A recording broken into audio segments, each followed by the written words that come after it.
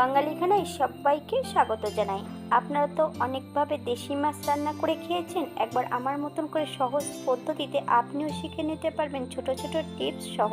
তবে আপনি একবার রান্না করলে বারবার রান্না করবেন, এতটাই সুস্বাদু খেতে। তবে এই রান্নাটা কিন্তু আমার মায়ের হাতের রান্না, তবে আমি চেষ্টা করব অমনভাবে রান্না করার। তেল মশলার পরিমাণ খুবই কম। তবে আমার বাড়িতে কিভাবে দেশি মাছ রান্না করা হলো চলুন সেটা একবার দেখে নেওয়া যাক ভিডিওর মাধ্যমে। এখানে আমি বেশ কিছুটা ফলি মাছ আর বাটা মাছ নিয়ে নিয়েছি। তবে মাছগুলো কিন্তু নদীর। মাছগুলোর আঁশটা পরিষ্কার করা আছে। এইবার আমি মাছগুলোকে পিস করে নিতে হবে। সম্পূর্ণ মাছগুলো আমি কেটে নিয়েছি, কিছু মাছ গোটা রেখেছি, আবার কিছু মাছ মাঝখান থেকে কেটে দিয়েছি।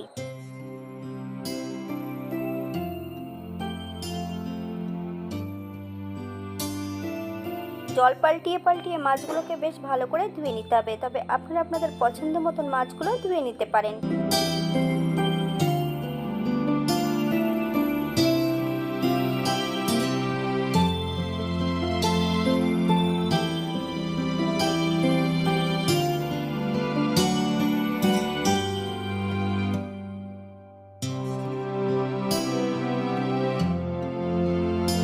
আজকে রান্না করব ফলি মাছ। সঙ্গে নিয়েছি মিডিয়াম সাইজের একটা আলু, 4 টুকরো করে কেটে নিয়েছি। হাফ চামচ নুন আর হাফ চামচ হলুদ গুঁড়ো মাছের গায়ে বেশ ভালো করে লাগিয়ে নিতে হবে। নুন হলুদ লাগিয়ে নেবার পর মাছগুলোকে 10 মিনিটের জন্য রেস্টে রেখে দেব।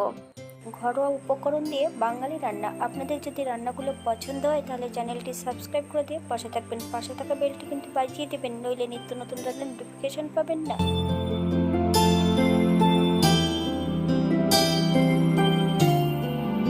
10 মিনিট পর একটা কড়াইতে বেশ কিছুটা আমি সরষের তেল অ্যাড করেছি।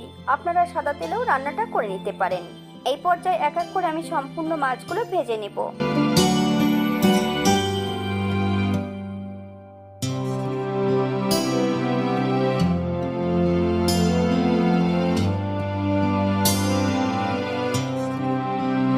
মাছগুলো তেলের মধ্যে অ্যাড করার সঙ্গে সঙ্গে উল্টিয়ে পাল্টিয়ে দিতে হবে, নইলে মাছগুলো বেঁকে যেতে পারে। পরে রান্না করার সময় মাছগুলো ভেঙে যাবে।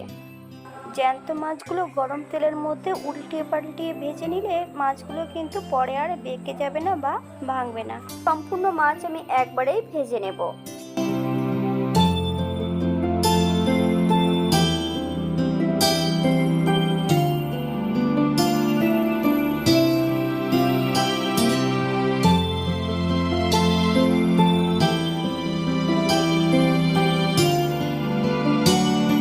উল্টিয়ে পাল্টিয়ে আমি সম্পূর্ণ মাছগুলো ভেজে নিয়েছি। তবে আপনারা আপনাদের পছন্দ মতন মাছগুলো ভেজে নিতে পারেন।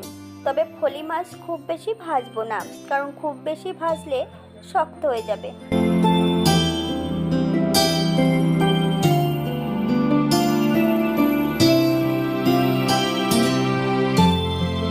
এই পর্যায়ে মাছগুলো তেল থেকে তুলে নেব। তবে আপনারা আপনাদের পছন্দ মতন মাছগুলো ভেজে নিতে পারেন।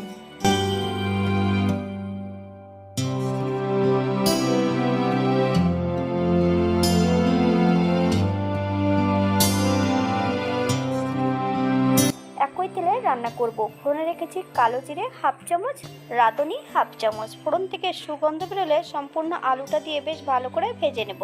3টে কাঁচা লঙ্কা অ্যাড করেছি। এই পর্যায়ে বেশ কিছুটা বাটা মশলা অ্যাড করব।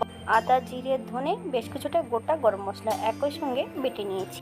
2 থেকে 3 মিনিটের মতো মশলাটা ভেজে নিতে হবে মিডিয়াম আঁচে। এই পর্যায়ে অ্যাড করব হাফ চামচ নুন আর হাফ চামচ হলুদ গুঁড়ো।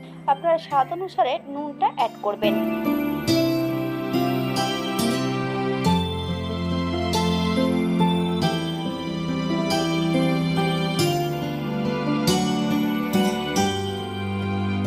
মশলা দেওয়া বাটি থেকে সামান্য একটু জল অ্যাড করব। মশলাটা বেশ ভালো করে কষিয়ে নিতে হবে, অথবা মশলা থেকে যতক্ষণ তেল না ছাড়ছে ততক্ষণ বেশ মশলাটা ভালো করে কষিয়ে নিতে হবে।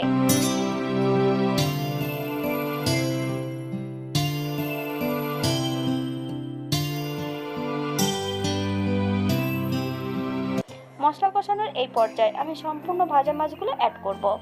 মশলা সহ ভাজা মাছগুলো বেশ উল্টিয়ে পাল্টিয়ে ভালো করে কষিয়ে নিতে হবে।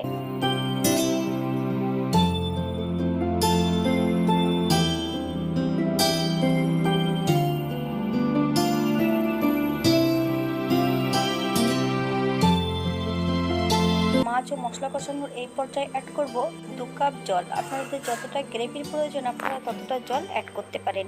হাই ফ্লেমে 7 থেকে 8 মিনিটের মতন ফুটিয়ে নেব। আপনারা এই পর্যায়ে একবার নুনটা চেক করে নেবেন।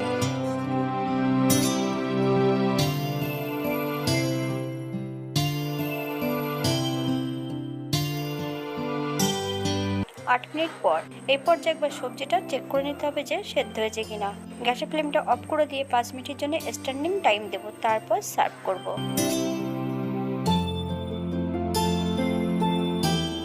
এটা দেখতে যেমন ভারী সুন্দর হয়েছে, এটা গরম ভাতে খেতে কিন্তু অসম্ভব ভালো। আপনারা বাড়িতে একবার একই পদ্ধতিতে বানিয়ে নেবেন। আপনারা যদি পেঁয়াজ রসুন পছন্দ করেন তাহলে অবশ্যই অ্যাড করতে পারেন। আজকের ভিডিওটি এই পর্যন্ত। সবাই সুস্থ থাকবেন, ভালো থাকবেন। নতুন নতুন ভিডিও নিয়ে আপনাদের সামনে আবার আমি হাজির হব। হাতে যদি সময় থাকে তাহলে একটা লাইক কমেন্ট শেয়ার করবেন। নতুন পুরনো সকল বন্ধুদের অসংখ্য ধন্যবাদ ভিডিওটি দেখার জন্য।